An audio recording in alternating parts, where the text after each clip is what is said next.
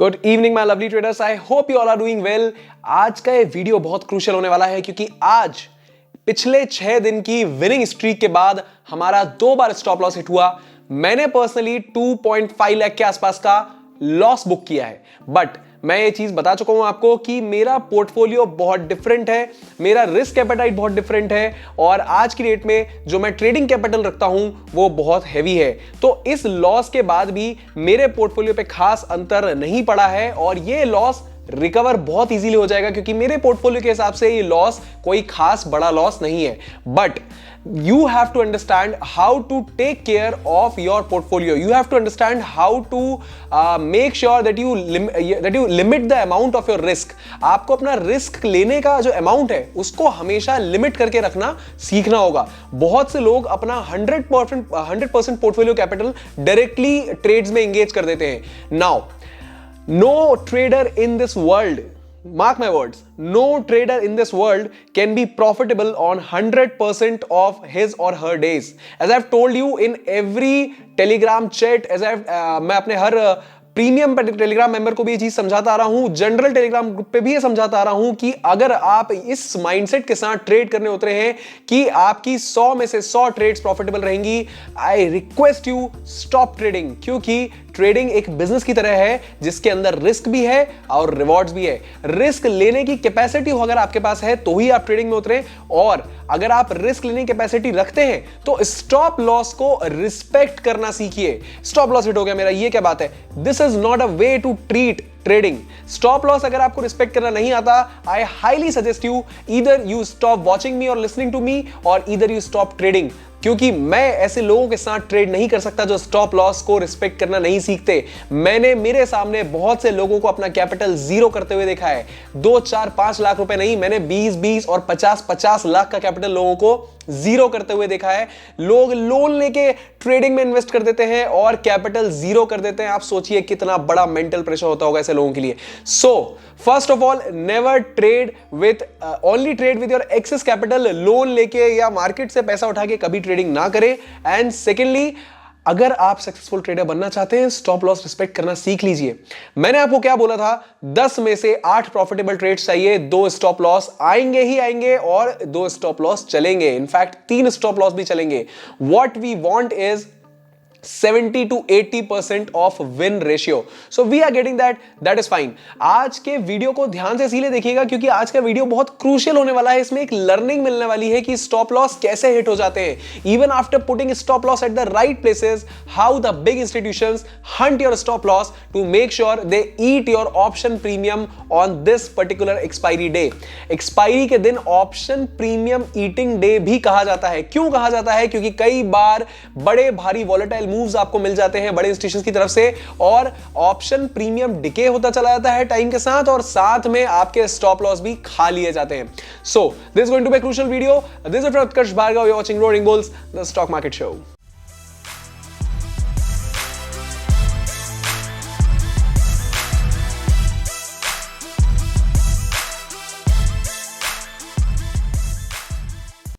Expiry के दिन option premiums का डिके जो फैक्टर है वो बहुत ज्यादा रोल प्ले करता है ऑप्शन सेलर्स के लिए। मैंने टेलीग्राम पे लाइव मार्केट में ये चीज अपडेट करी थी कि मैं एक्सपायरी के दिन ऑप्शन सेलिंग इसीलिए प्रेफर करता हूं क्योंकि टाइम डिके का बेनिफिट मिल जाता है ऑप्शन सेलर्स को और वहीं ऑप्शन बायर को टाइम डिके का डिसएडवांटेज होता है। यानी कि एक्सपायरी का टाइम करीब आते आते आपके ऑप्शन की प्रीमियम घटती चली जाती है। Out of the money options zero के करीब पहुंच जाते हैं और इन द मनी या एट द मनी ऑप्शंस की भी प्रीमियम कंपैरेटिवली कम हो जाती है। तो इस चीज में ऑप्शन सेलर्स को बहुत ज्यादा फायदा होता है। ठीक है, now you have to understand कि किस तरीके से हम एक्सपायरी के दिन ट्रेड लेंगे, हमने किस तरीके से हमने एक्सपायरी के दिन ट्रेड लिया और क्यों हमें 2 स्टॉप लॉस हिट हुए और एक टारगेट मिला और कल यानी कि 19th of February के दिन फ्राइडे के ट्रेडिंग सेशन के दिन क्या होने के चांसेस है, ये पूरी बात हम अभी इस वीडियो में करने वाले हैं। इन केस अभी तक आपने अगर टेलीग्राम पे मुझे ज्वाइन ना किया हो तो नीचे डिस्क्रिप्शन में लिंक अवेलेबल है, दोनों ही टेलीग्राम ग्रुप्स की, फ्री भी और प्रीमियम भी। प्रीमियम चैनल की फीस सिर्फ 33 रुपीज पर डे है। I say that is even cheaper than your daily cost of chai and samosa. So make sure that you join me on the premium Telegram channel as well, क्योंकि वहां पे मेरे अपने trade setup के मैं अपना जो ट्रेड सेटअप शेयर करता हूं, उसके अलावा आपके लिए नेक्स्ट वीक से मास्टर क्लास भी आने वाली है। And those master class will be all about basics of option trading, जहां पे हम हर उस चीज के बारे में बात करेंगे जिससे आपको ऑप्शन ट्रेडिंग की दुनिया में आगे बढ़ने में आसानी मिले। जैसे कि option premium, option strike price कैसे डिसाइड करते हैं, किस स्ट्राइक प्राइस पे आपको लेना है, at the money, on the money, out of the money options क्या हैं, टाइम डिके का फैक्टर क्या होता है, ये सारी चीजें, वॉल्यूम प्रोफाइल कैसे एनालिसिस करी जाती है, 5 point strategy master class, everything will be covered in that master class. और आपके लिए वो मास्टर क्लास का लाइफ टाइम एक्सेस रहेगा। So make sure you join me on the premium Telegram channel as well. चलिए अब आगे ज्यादा टाइम खराब किए बिना हमें समझते हैं कि आज क्या हुआ मार्केट के अंदर और कल क्या होने के चांसेस हैं। बने रहिएगा मेरे साथ आखिरी तक। मैं आपको अभी दिखाऊंगा कि मेरा लॉस कितना था और इस लॉस के साथ कल प्रॉफिट कितना बनेगा, ये भी हम अभी डिसाइड कर लेंगे, क्योंकि हम अपने लेवल्स के एनालिसिस करने वाले हैं। Okay, so let's jump into the laptop and see कि क्या होने वाला है कल। Okay, so this is our Nifty 50 index. देखिए, निफ्टी 50 इंडेक्स की हम पहले बात कर लेते हैं। निफ्टी 50 इंडेक्स के अंदर ये लाइंस को देख के आपको घबराना नहीं है, ये मेरे हिस्टोरिकल रेजिस्टेंस और सपोर्ट जोन हैं, इनकी इंपॉर्टेंस मैं आपको अभी समझा देता हूं। आपको ये जितनी लाइंस दिख रही हैं, ये पहले से मेरे चार्ट में मार्क्ड है। जब जब निफ्टी किसी रेजिस्टेंस को ब्रेक करके ऊपर निकला है या किसी सपोर्ट पे हॉल्ट किया है, उस समय ये लाइंस ड्रॉ करी गई थी। आप देख सकते हैं कि कितना ब्यूटीफुली ये रेजिस्टेंस और सपोर्ट जोन्स रिस्पेक्ट होते हैं मार्केट के अंदर। ठीक है, आज का दिन है ये आज का दिन है। ठीक है, इस दिन को हम थोड़ा सा जूम इन कर लेते हैं। आप अगर इन जनरल भी देखेंगे, ये 12 तारीख से लेके यहां तक पे 19 तारीख के जितने भी ट्रेडिंग सेशन है, इनमें क्या हुआ है, जहां रेजिस्टेंस है वहां मार्केट ने हॉल्ट किया है, जहां रेजिस्टेंस है वहां मार्केट ने हॉल्ट किया है, और उसके बाद या तो जैसे इस केस में देखें तो ब्रेक आउट मिला है, या फिर इस केस में देखें तो रेजिस्टेंस में हॉल्ट करके और ब्रेक डाउन मिला है। ठीक है, अगेन सपोर्ट की अगर हम बात करें तो जहां सपोर्ट है वहां मार्केट ने हॉल्ट किया है और रिट्रेसमेंट मिला है, जहां पे सपोर्ट है वहां मार्केट ने हॉल्ट किया है और रिट्रेसमेंट मिला है। तो ये रेजिस्टेंस सपोर्ट बहुत काम की चीज है, बस हमको इसमें ब्रेकआउट और ब्रेकडाउन पैटर्न्स को समझना इंपॉर्टेंट हो जाता है। ठीक है, अब हम 18 तारीख के ट्रेडिंग सेशन के दिन अंदर आ जाते हैं, यानी आज के दिन क्या हुआ ये समझने की कोशिश करते हैं। ठीक है, सो 1 second, let me just zoom it in for you. Okay, ये रहा हमारा आज का यानी कि 18 तारीख का trading session. Okay, cool, so here we go. सबसे पहले हम ये देख लेते हैं कि मार्केट मॉर्निंग में खुलने के बाद एक अपने कांस्टेंट से जोन में रहा, एक हॉल्ट सा करता रहा। हमारा जो पाइवट लेवल था उसके ऊपर, ये हमारा पाइवट लेवल है। अगर आपने अभी तक सीपीआर थ्योरी और यानी कि सेंट्रल पाइवट रेंज और पाइवट पॉइंट्स के ऊपर का हमारा वीडियो नहीं देखा है तो नीचे डिस्क्रिप्शन में लिंक है, उसको देख लीजिएगा ताकि आपको पाइवट लेवल की इंपॉर्टेंस समझ में आए। पाइवट लेवल एक ऐसा लेवल होता है जहां से या तो हमको सक्सेसफुल ब्रेक आउट देखने को मिल सकता है या फिर ब्रेक डाउन देखने को मिल सकता है। ठीक है, so this was a pivot level. यहां पे मार्केट ने थोड़ी देर हॉल्ट किया और वहां से जो है ये ब्रेक डाउन हो गया, मार्केट नीचे की ओर गया। अगेन ये हमारा अगला पाइवट पॉइंट था, यहीं पे हमने अपना सपोर्ट भी मार्क कर रखा था। ये कल ही मैंने आपको ये सपोर्ट बताया था। इस सपोर्ट और पाइवट पॉइंट की रेंज में मार्केट ने हल्का सा रिट्रेसमेंट दिया और वापस नीचे आ गया। ठीक है, इसके बाद मार्केट फिर अपने पाइवट पॉइंट तक नीचे आया। हमारा नेक्स्ट सपोर्ट जोन भी यहां अवेलेबल था, ये भी मैंने कल ही मार्क कर दिया था। मार्केट ने फिर वहां से रिट्रेसमेंट दिया और फिर अपने रेजिस्टेंस से नीचे आ गया। जब भी कोई सपोर्ट टूटता है तो वो एक रेजिस्टेंस बन जाता है। ठीक है, या जब भी कोई रेजिस्टेंस टूटता है यानी कि मार्केट अगर यहां से ब्रेक आउट कर जाए तो ये जो रेजिस्टेंस है सपोर्ट बन जाएगा। ठीक है, तो आपको बस ये समझना है रेजिस्टेंस और सपोर्ट है क्या। रेजिस्टेंस और सपोर्ट कोई फिक्स वैल्यू नहीं है।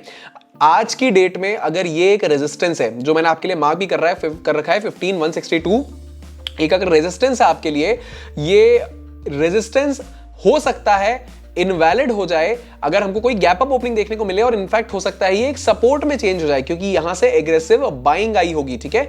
और अगर यहां पे अगर आप सिंपल चीज देखेंगे कि ये एक 15162 का आपका सपोर्ट है, ठीक है, 15162 का सपोर्ट था आज, यहां पे थोड़ी देर तक मार्केट ने हॉल्ट किया और ब्रेक डाउन कर गया।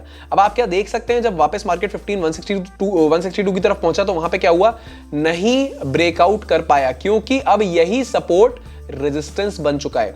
सो try to understand the concept of supply and demand zones, जहां से एग्रेसिव बाइंग या एग्रेसिव सेलिंग आ रही है उसके बेस पे हमारे रेजिस्टेंस और सप्लाई जोन्स डिसाइड हो जाते हैं। ओके, सो आज क्या हुआ निफ्टी 50 इंडेक्स के अंदर, हमने निफ्टी के अंदर ट्रेड नहीं लिया, हमने बैंक निफ्टी के अंदर ट्रेड लिया था, तो हम उसकी बात बाद में करेंगे।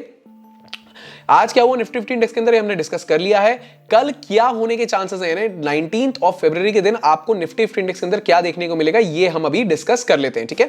रेजिस्टेंस आयल से आपका इनिशियल माइल्ड रेजिस्टेंस है ये, ठीक है, माइल्ड आयल से 15162 is a mild resistance, not a very very heavy resistance हो सकता है। अगर ग्लोबल क्यूज स्ट्रांग रहे तो पॉजिटिव ओपनिंग के साथ आपको ये रेजिस्टेंस टूटता हुआ दिख जाए। इनकेस नहीं दिखता है अगर टूटता हुआ तो फिर आपके लिए एक माइल्ड रेजिस्टेंस हो सकता है। Let's call this as R0, क्योंकि R1 और R2 हमारे पास ऊपर ऑलरेडी मार्क्ड हैं। 15244 पे मैं कहूंगा हमारा पहला रेजिस्टेंस है। This is your intraday resistance जो आज के दिन हमको फेस करने को मिला यहां पे, ठीक है। कल के दिन भी यहां पे रेजिस्टेंस सेकंड हाफ में फेस करने को मिला था। सो this is a important resistance, 15244 is a important resistance. Next important resistance is 15311, ये इससे ऊपर कहीं मार्क कर रखा है मैंने आपके लिए, बट अभी 15244 ही एक इंपॉर्टेंट रेजिस्टेंस है, ठीक है। Support zone, first support available at 15,067 ये आपका सपोर्ट जोन है। आज भी इंडेक्स ने इसी जोन से सपोर्ट लेके मैनेज कर लिया है 15,100 से ऊपर की क्लोजिंग देना, ठीक है। ऑल्दो इंडेक्स नीचे गया था 15,100 से, बट रिट्रेस होकर 15,100 के ऊपर आ गया है।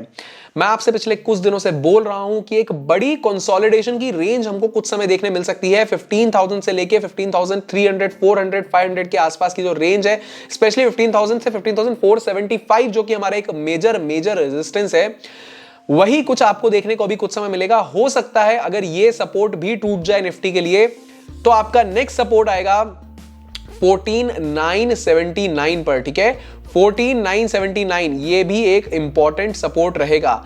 इनकेस ये भी ब्रेक डाउन हो जाता है, आपका 14,979 का सपोर्ट जो है अगर ये भी ब्रेक डाउन हो जाता है, ये मैंने आपके लिए मार्क कर रखा है, then you can easily look at the level of 14,884 का लेवल आपको देखने को मिल सकता है, ठीक है। सो बेसिकली आपको करना यह है कि आप इस स्क्रीन का एक फोटो ले लीजिए, ताकि आप स्क्रीनशॉट ले लीजिए, ताकि आपको रेजिस्टेंस और सपोर्ट जोन्स एक बार में क्लियर हो जाएं। जब भी सपोर्ट आता है तो मार्केट या तो हॉल्ट करके रिट्रेसमेंट करता है, या फिर जब भी सपोर्ट आता है तो हॉल्ट करके ब्रेक डाउन कर देता है, ठीक है।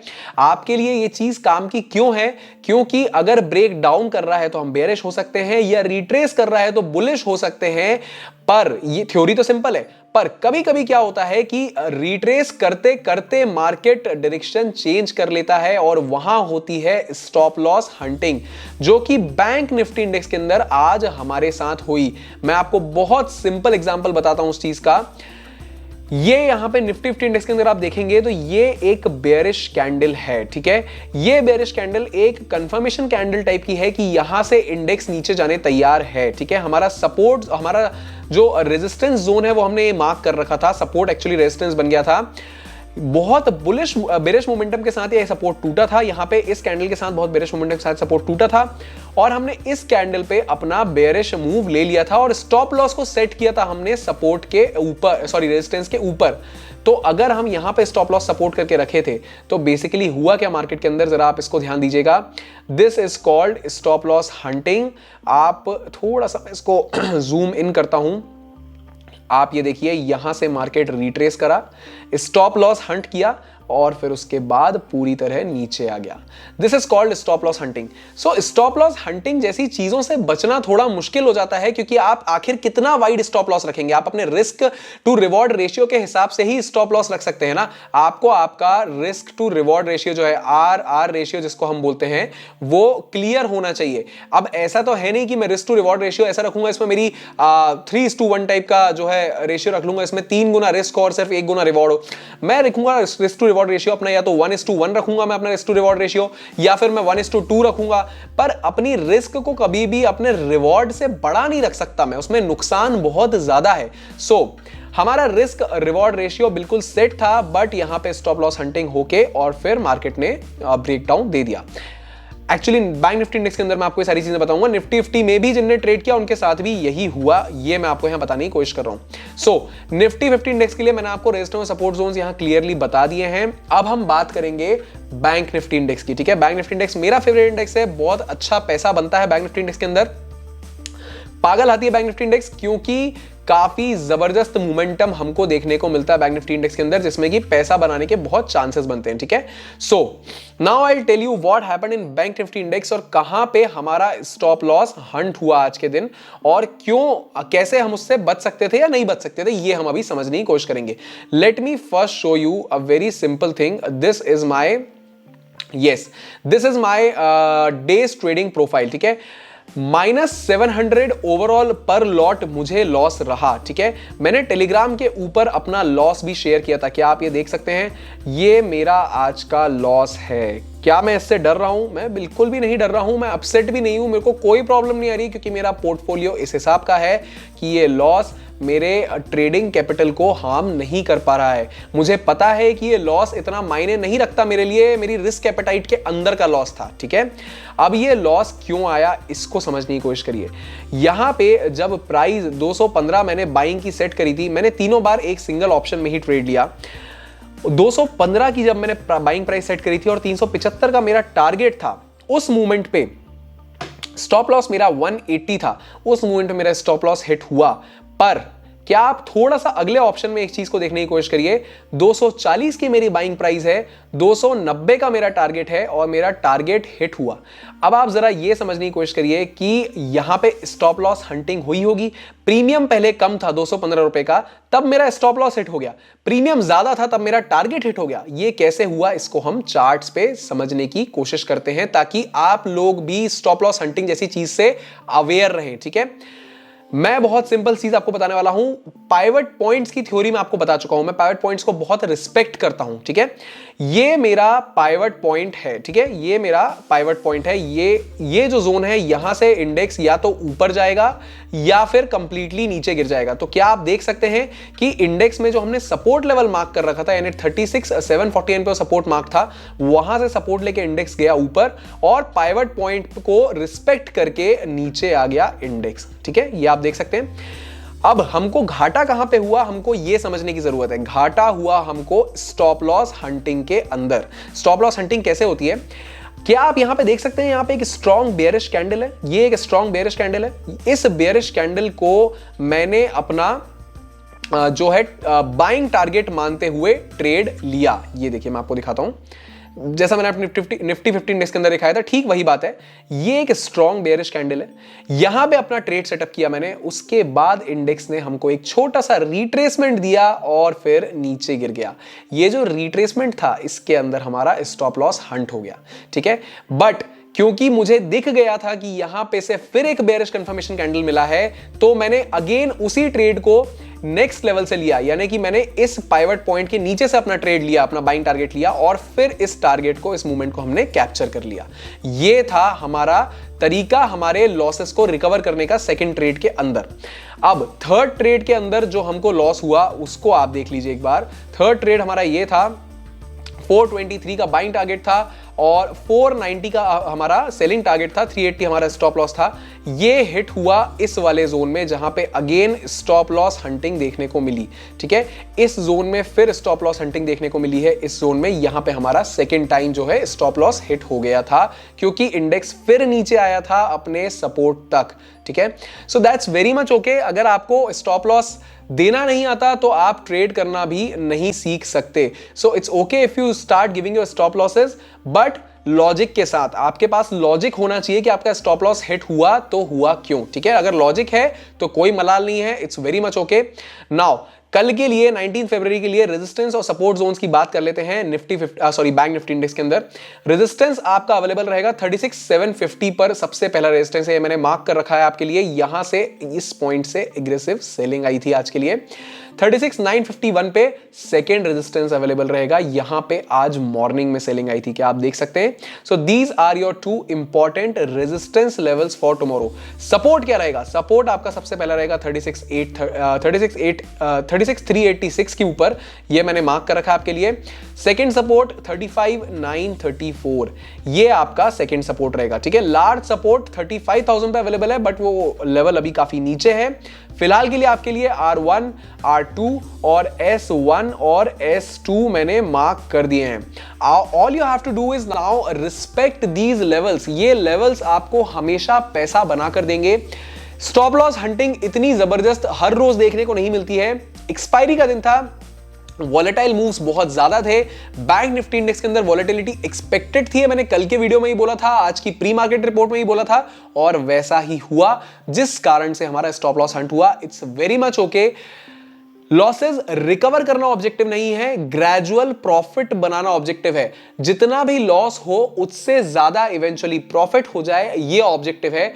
टाइम बाउंडेशन नहीं होती कभी भी। आप स्टॉक मार्केट के अंदर बोलेंगे मैंने पिछले 6 महीने में 3 लाख रुपए का लॉस किया है, मुझे 1 महीने के अंदर 3 लाख रुपए का लॉस रिकवर करना है, please stop trading from this mindset. या तो ट्रेडिंग बंद कर दो, अपने हार्ड अर्न्ड मनी को डुबोना छोड़ दो, वेस्ट करना छोड़ दो, और अगर ट्रेडिंग कर रहे हो तो उस 6 महीने के लॉस को 1 साल में रिकवर करने की कोशिश करो, नहीं तो वो लॉस आप और बड़ा कर लेंगे और इवेंचुअली ट्रेडिंग आपको मजबूरी में बंद करनी पड़ेगी। Okay, so try and understand, it's very important for you to have patience and discipline. और डिसिप्लिन के अंदर मैंने कल के वीडियो में ये बात बोली थी, discipline of your target and your stop loss. आपके टारगेट और स्टॉप लॉस को रिस्पेक्ट करने का डिसिप्लिन अगर आपके अंदर डेवलप हो जाएगा, उस दिन आप सक्सेसफुली ट्रेडिंग करना सीख लेंगे।